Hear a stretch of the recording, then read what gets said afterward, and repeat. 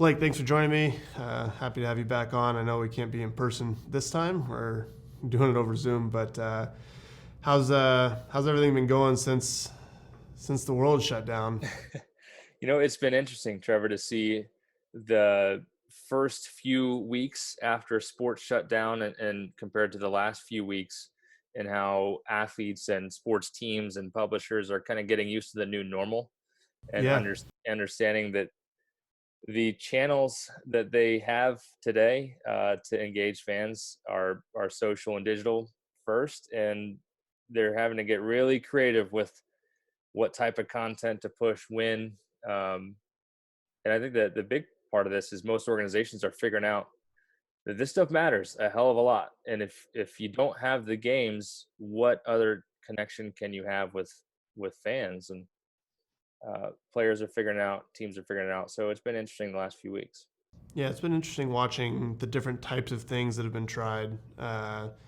You have like Players League going on, ESPN's like live streaming players playing themselves or playing each other in MLB The Show. You have Yep. the Ball in a Cup tournament, the beer pong thing that went on with Post Malone. I was in that, and then you got the Jordan documentary that came out at the perfect time. I don't know if it Right. could have been. Everyone's just in their house. It's been this cultural phenomenon. But everybody's eyes are on media, and especially athlete-driven media right now with no sports. You realize how big of a staple of society it really is, and when it kind of gets taken away. And this is one of the things, obviously, that you've been super cognizant of and very forward thinking on, is like this is where the world's going. This is where the media landscape in sports is driving to.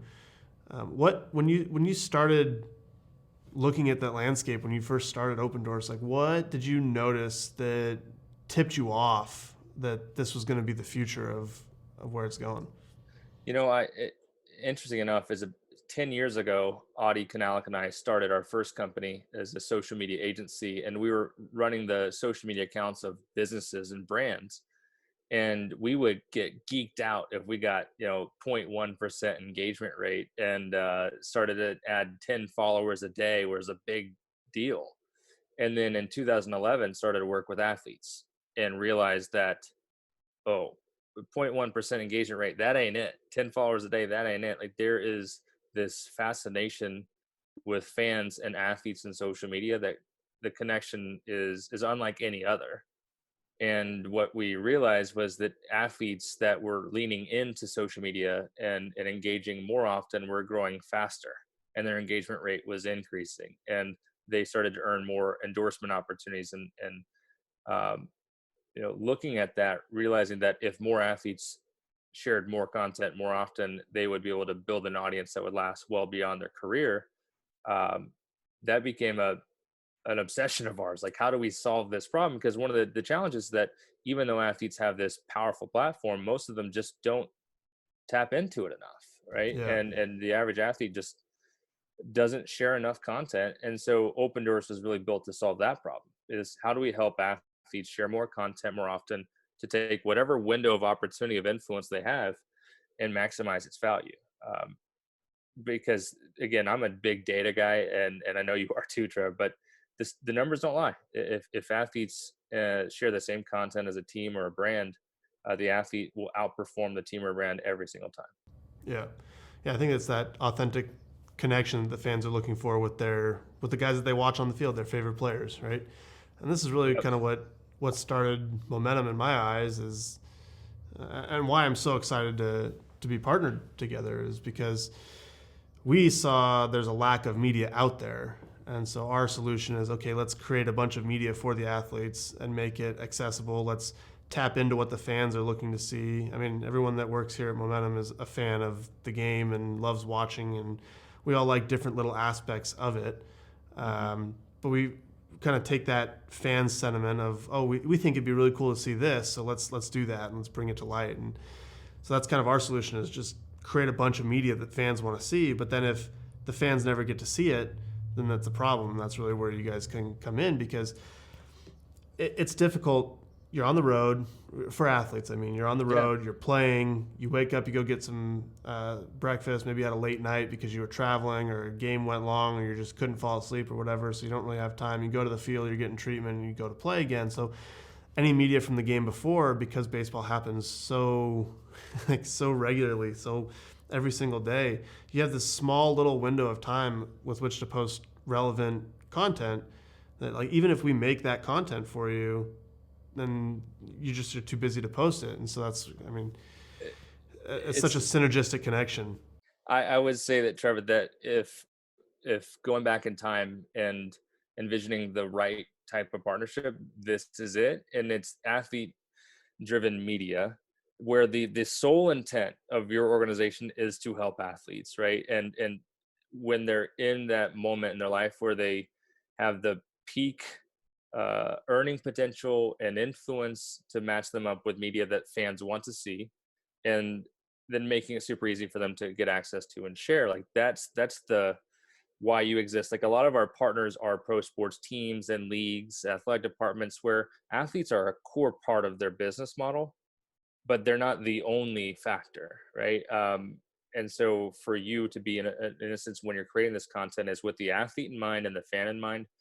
That's the type of stuff that drives a tremendous amount of value. So again, from our side, this partnership is aligning with an organization and supporting an organization that I think is still years ahead. I think that there's the last untapped distribution and media channels in sports are the athletes themselves. And being a media company that's creating content specifically for athlete distribution and specifically for social digital consumption is the next decade in innovation in sports tech and sports media. And in baseball, a sport that needs it in a big way, you're leading the charge in a spot that maybe others should be filling, but you stepped up to the plate. Yeah, I mean, we've seen a little bit recently, the last, I mean, even couple weeks maybe, MLB has come out with some MLB Originals. You know, we've seen Right. players with this whole shutdown actually starting to create their own type of distribution network on their social channels, but they're viewing it as such where they're going live with their fans. You know, Michael Lorenzen's done a really good job of like 2 or 3 times a week. He's going over workouts and how to stay in shape, and he's interacting with the fans. You know, Amir Garrett's been playing video games and doing the same type of thing. You've seen just a lot of people out there starting to look at it and say, well, I got a bunch of time on my hands. Like, this looks kind of fun. Let me get into this, or let me get into that. And I think it's really opening everybody's eyes to the power behind that. There's been a ton of engagement around it and a ton of interest in it. And let me tell you some interesting stats too is we looked at the 40 days before baseball shut down and the 40 days after that, right? And what's interesting is you talk about how players, once the game starts to lock in, once they're getting this in season mode, a lot of guys shut down, which is interesting. It's the imagine if when baseball season started that the teams didn't broadcast the games. Like it's the most counterintuitive approach to like when all eyeballs are on athletes, they shut down. So there's data to back this up that the 40 days before spring training is going on, right? And the 40 days after, they're at home. And baseball players have doubled the amount in which they're posting content on social channels. They've tripled the amount of videos that are being shared on social and almost tripled the amount of photos. So athletes are, when they have the time and realizing that there's no other things around and it's okay to lean in, they're investing more and more into social, again, tripling the amount of content they're posting on these channels. Like that's a significant thing. And even your content velocity has greatly increased, right? You're Right. posting more and more often and seeing faster growth than ever before during this time. It's training, right, for what happens when the game stop for good, Yeah. right? And I think that's another part of this that's an interesting takeaway. Yeah, for sure. I know for me personally, looking out at this kind of this nebulous space, like we don't know how long it's going to last or really what it is because we've never been through it before. So everyone's just trying to figure it out. And when I looked out there, I said, oh, I'm going to have a lot of time. I need to get a lot of content out. How can I fill up? So I went through and filled out my entire calendar. It's like, okay, on YouTube, we're going to get 4 or 5 videos up a week, and this is how we're going to do it, and we're going to plan for that. And then from that, we're going to post these things to socials. We're going to get some pictures up on Instagram. We're going to get some questions, poll the fans. We're going to get, and so we just developed this whole content strategy. But when I look out at, how it's gone right now, I can only imagine how that would be perceived during season, because there's just so many more eyes on that. So that's one of the things I'm trying to do right now, is develop a strategy on how I can get that done during season. And it takes a lot of help. It's someone that's actually editing the content, someone that's actually filming the content, or I can set up an iPhone if I learn how to film myself, right? You can do it that way, which is you just carry an iPhone tripod, it fits in your bag, and I plan on doing some stuff from inside the clubhouse when the season gets back. But coming up with how we're going to film it, how we're going to edit it, who's going to post it, how we're going to post it. Am I going to be the one coming up with all the captions? Am I going to be the one, actually interacting with the fans, and how is this going to work? And we've relied a lot on the Opendorse platform to be able to get that content to me, so it's very easy to just you click the button, hey, it's posted, and I can maintain that schedule. And that's the part where there's that last leg of the race, right? Where there's so much work that goes into what content, when to create it, like where it should be published, like what type of messaging with it. And what we see so often is that last leg of the race, things can fall off, right? Where it's a gigantic video file. Like, how do we get this high quality video to 20 different athletes to publish all at once, right? And make sure they do it at the same time. And it's like those little nuances that seem niche but will become such a critical part of media distribution in the athlete era, is really where we find our niche, right? Is that at the end of the day, we want to empower athletes to keep their focus on their field, on the field of play, but not lose focus of their feed, right? And you got to make it super quick, one button done, and that's a key part of Opendorse. So, but it's been interesting just to see your post count go up, and I want to share some numbers with you.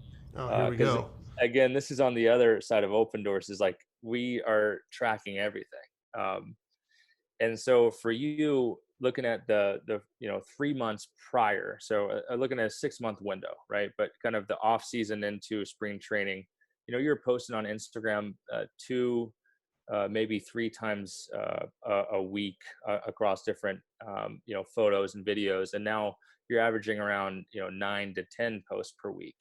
And during that time in which you've seen this increase, I want to show you like the weeks prior, you were growing like 55 new followers a week, 24, 80 new followers. And this is back in January. And then you get into March, 4,500 followers one week, 4,000 the next week, 2,000 the next week, 4,500 the next week, 3,000 the next week. So with your increase in content, you're seeing a 10 to 20x increase in the number of followers you're adding per week. And it just kind of harpens back to what we talked about down in Arizona with so many of those guys, the minor league players, the Major League Baseball players. Like, you can be the blueprint, Trevor. Like, you are showing what can happen when you lean in and invest with quality content and consistency. But I don't know if you've seen that or noticed that your followers are going up with your post. Yeah, I have actually. So I have a spreadsheet that I track. We log in every week, and we just log the number of posts that I've had, and we log the number of followers, the gross number of followers.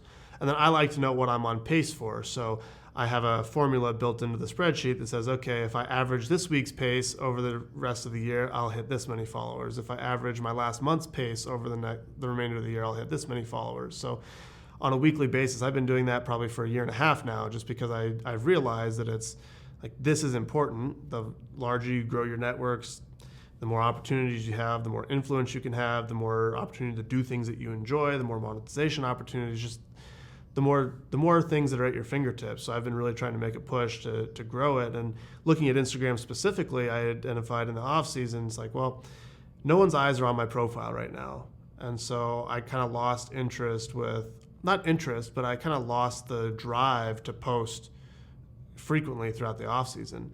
Mm-hmm. And then I noticed, like, during season, obviously a lot of eyes are on baseball, and so my posts do a lot better during season. So I wanted to ramp up the strategy going into seasons. Okay, let me post, hopefully about 2 times a day was the goal, to try to average a video and a picture file, something like that.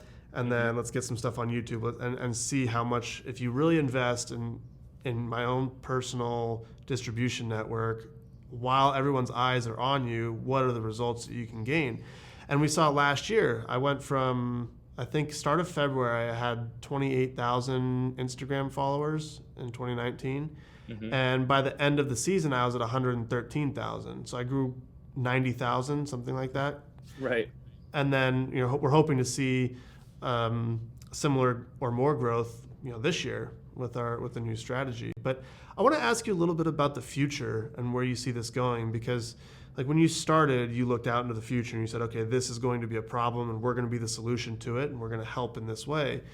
Where do you see it going from here as far as integrated content strategies? Because you work with a lot of teams, collegiate teams and stuff, getting content for all their players out there. Do you see it going more towards the team is developing the strategy and then providing that strategy in a very easily accessible way to the players to help the team execute the strategy? Or do you see it going more in each player starts viewing themselves as their own distribution network and it becomes more player-centric and the teams kind of take even more of a back seat?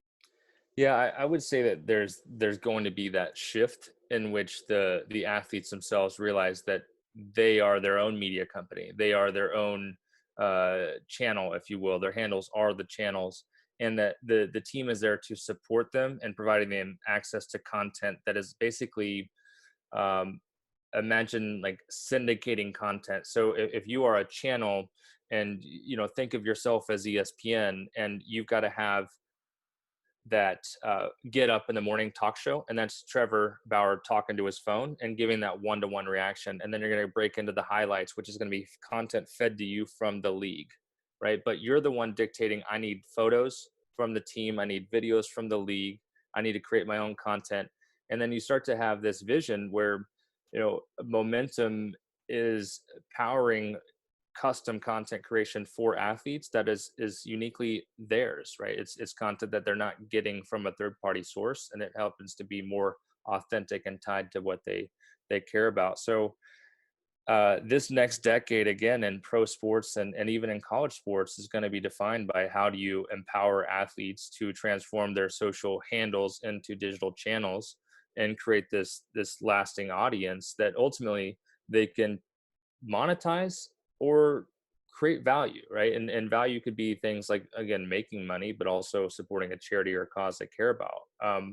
So where we look at is that the athlete is ultimately the last node, right? And then from our business model, it's about any group that has high quality content that seeks to distribute that and share that content with the athlete needs an easy way to do it, right? And so we exist to do that. And if we can have an athlete that has access to momentum and their team, their alma mater, their league, their union, Getty images and AP images, like they've got this whole access, then there's no more excuses, right? That you have the content you need, and it's on you to turn, whatever time you have in front of these fans into a lasting, a legacy, if you will, or a community of supporters that will be there once the game is gone. And so I think that's this whole ecosystem is still evolving, and we just look to be the infrastructure that allows all these people to work together in a way where it's easy, it's measurable, and Yeah. produces results. Yeah, I think of Shaq when I think of that. I mean, I can't think of an athlete that's leaned more into the social and his distribution network and whatever post-career than Shaq. He's the one that jumps to my mind. He's on, he's doing the broadcast stuff, so he has a lot of visibility. He has huge social followings. He's been working with Oreo and The General and like all these different companies that he's endorsing and working together with, creating a ton of value for himself, but also just his voice and his face and stuff is everywhere. So people listen to him, people know him. I mean, a lot of people know him more, probably not more now, but people that didn't know him necessarily as much when he was playing now know Shaq for different reasons. He's penetrated different markets. He's in different demographics. And it's been a really, he's been one of my favorite ones to kind of follow what he's been doing with that, for that reason. Yeah. And I think go ahead. No, I would say that there are going to be examples like that of this era of athlete, right? That is taking every eyeball that used to just be owned by the media companies or the leagues or the team channels and bringing them to themselves, right? And like taking every chance they have in the spotlight to strengthen their personal brand and audience, because now you have something to take with you, right? And that's this social digital era of sports. So yeah, there's going to be the Shaq example, and Shaq is still prevalent and relevant today, and using social media the right way. But there's going to be even more, this next era of athlete. Yeah, one thing that comes to mind too when you're talking about that, excuse me, is the strategy behind it and having someone that's actually strategizing for the players. And that's one thing that we're hoping to help do with Momentum is say, hey, we've produced this content. This is how we think you should use it. This is how you would actually post it, and kind of funnel everything so it's just easy. It's just, oh yeah, this is great. I know someone's behind the scenes making sure it's the right time, post. And one click and all that, I think is going to be super important because the education for athletes, especially in baseball, which is really where we're focused, is not there because people haven't leaned into the social. They haven't educated the players on how to build that brand and use content to promote their personal brand. They've educated them how to say something without saying anything and shrink away from the limelight, right? Yeah. And so I think there's a big culture revolution that's going to come as you start getting younger stars that start coming up, the Ronald Acuñas that have a ton of personality, the Francisco Lindors, these young stars that are like, no, I'm gonna. Javi Baez is another one that comes to mind. Yeah, I'm gonna go out there and just play the game and have fun and like really lean into that. So I think it's an exciting time. It is. And the strategy side of this, and I know that from trying to simplify it down to something that most athletes can relate to, is that pro athletes or even college athletes, to get to that level, what it takes to be disciplined, committed, to understand you have a goal in mind, you have an inner why, like why you're doing this in the first place that drives you, and then you just break it down to step by step. To get there, I to get stronger, I gotta lift more. To get faster, I gotta run more. To pitch better, I gotta throw more. Right? You have these like things that have gotten you to that level. And interesting enough, like this whole brand building and audience building, it's the once you step off the field, that side of your life starts. And how do you plan for that? Like, what's your why are you doing this? Who are you trying to attract? Like, what did they say? Like, what do they want you to say? What do they expect from you? What do you want to say? When are you going to have time for this? Like, where should you be engaging with the audience? Then ultimately you have these plans, and it comes down to how, right? So like, how are you going to get this thing done? And so that's the part where most athletes already have proven to themselves that if they want something, they can create a plan to get there. And the athletes that want to succeed in building an audience and using social digital media, it's not just going to happen on accident. Like, you have to sit down, create a plan, and execute it. And that's something that companies like Momentum and then platforms like Opendorse can take the plan, and then you guys can do why, who, what, where, when, and Opendorse can be a big part of the how. And ultimately those things go together pretty damn well.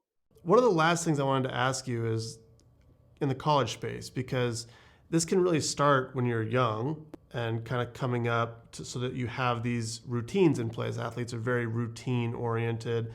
Now with the college and the NCAA and everything that's going on there, allowing athletes a little bit more freedom to use their name, their likeness, kind of promoting, getting the social feeds up and getting that content out there. Like, how important is it for college kids to really be leaning into starting on social and creating value for themselves for not only in college, I mean, you're familiar with this more than I am even, but not all college kids get to go Yeah. to the next level, right? And then it ends, you're a senior, and I feel bad for all the seniors this year that it ended and they didn't even get a chance to finish their final season, so it's an abrupt stop.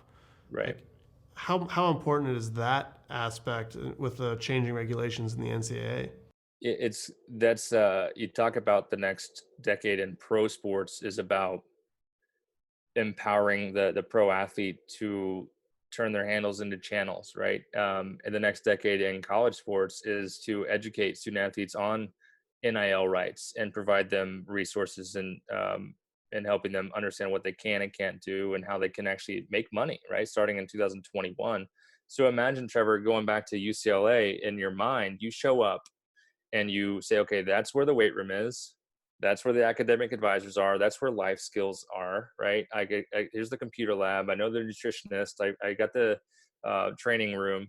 Like, you have these places in your mind that solve problems for you that today it's still part of your life. Like, you know where the training room is, you know where to eat, got to go eat nutrition, and where to get support. Academics kind of go away once you become a pro.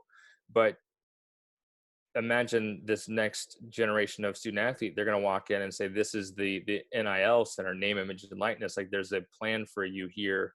And they're going to start to build this understanding that what I say has an impact on what people perceive of me, what they perceive of my school, my sport, right? And if I say these things, I have a positive impact. If I say these, I have a negative. And so they're starting to have intentional training that will translate to the pros. Like, they're going to be groomed for this next level of it's okay to showcase your personality because it's the thing that's going to drive revenue opportunities for you while you're in college. And while it may take a second, a back seat to your contract, what you can earn as a pro athlete, it's still going to be ingrained in you. Just the same way as that when you wake up, you got to eat right, you got to get to training on time, you got to put in the work. And so if you're learning that while you're on campus in school, like, you're not going to lose that habit of saying the right things, the right place. So college does a great thing for a lot of athletes. And like you said, most of them don't get to that next level. Like myself, my career is cut short real quick, but I'm thankful that I did invest in the Life Skills Center and doing community involvement and started to use social media and build up a little bit of an audience, because those people that hit follow on my account 12 years ago, they still follow me today. They still support me today. And that's a crazy thing to think about, is that athletes that understand that they may not have that next level, but what they do now can create a lot of value for them for the rest of their life.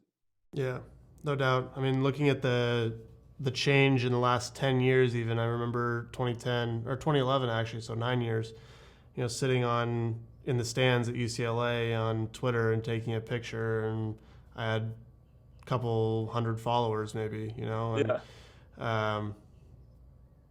And social media wasn't even really that big of a thing at that point. And now 9 years later, the amount that it's grown and the amount of people that are using it and how much ingrained in society is, I can't even imagine the next 10 years where it's going to be. There's a lot of exciting things out there in the future, and how are you gonna, like, that's something, if you would think back to your days, like, yeah. how would it have changed your life if you could have made money on your name, image, and likeness in college? Do you think it would change your life then? I mean, just thinking back to your own experience. Man, for me, so I was in a really unique situation. I had a full ride scholarship. I paid $5,000 for my education, and that was all in parking tickets because I didn't bother to follow the parking rules on campus. Yeah. $55 for a ticket. Can you believe that? A parking ticket. Yeah, that's LA, man. Yeah. Yeah. So I was in a really unique situation where I didn't struggle like the vast majority of college kids that play sports, because you can't go get a job, and then you're probably having to pay for your education as well. Maybe you're on a partial scholarship. I know in baseball, if you get a 25% scholarship, you're doing pretty well. And then you're paying 75% going to schools that are just so much more expensive every year. Just the cost of college is just skyrocketing. So for me, I don't think that I necessarily would have leaned into it because I wasn't into content nearly as much then. Right. But I can see now it's a viable solution. Is if you can start making money on your name. I think of some of the top end examples, like a Zion Williamson, right? He goes in with 2 million, goes into Duke with 2 million followers. Like, maybe if you can make money off of that, and he's pulling in, with the amount he's going to be on TV and all this different stuff, like maybe he's pulling in a couple $100,000 a year off of his social channels. well, maybe now it's more attractive to go to college instead of skipping. Like just recently, we've seen a lot of high-profile players skip to go to the G League because of some of these issues. Right. So maybe it is more attractive to go to college because I do think there's a lot that college teaches you just life experience wise. I'm really happy that I went. I graduated high school early so that I could. I completely skipped the draft, I guess, Mhm. in high school because I wanted the college life experience, and I still look Right. back on it. That's the most fun I've ever had playing baseball is college baseball for an extended period of time. The World Right. Series and individual Yeah. games or whatever, but for a long period of time, it was college baseball, and so I think that you know going forward, I think it's going to offer a lot of solutions, a lot of pathways for kids to get even more enjoyment out of that. And what you just said really hits home for me. And baseball and basketball kind of being those two that you can skip the college experience now, especially with the G League development, whatnot in basketball. But college is a springboard. And it's also a backstop.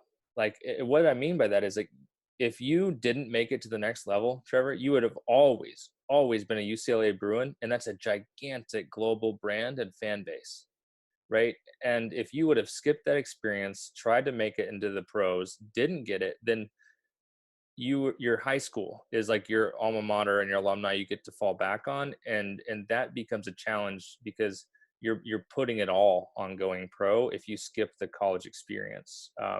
But just 1 year on campus at Duke, and Zion Williamson, no matter what he does in the NBA, is always going to be a Duke Blue Devil, and that matters a hell of a lot because his career could last for the next decade or two, or the next year or two. And the Pelicans fans will come and go, but the Blue Devils fans will always be with them, and same for you with the Bruins. So I think there's ultimately the NIL and earning potential for college athletes today. It could entice those superstars to stay, and then there's also those student athletes that are are not. There's no pro level for them, but they may be. I mean, the UCLA gymnasts today are as marketable as the basketball players at UCLA, right? In that market and that type of team. And that may be their one chance to earn a tremendous amount. So it's about every person on campus, every student athlete on campus, from the stars to the walk-ons, having a chance to earn a little something extra for their time.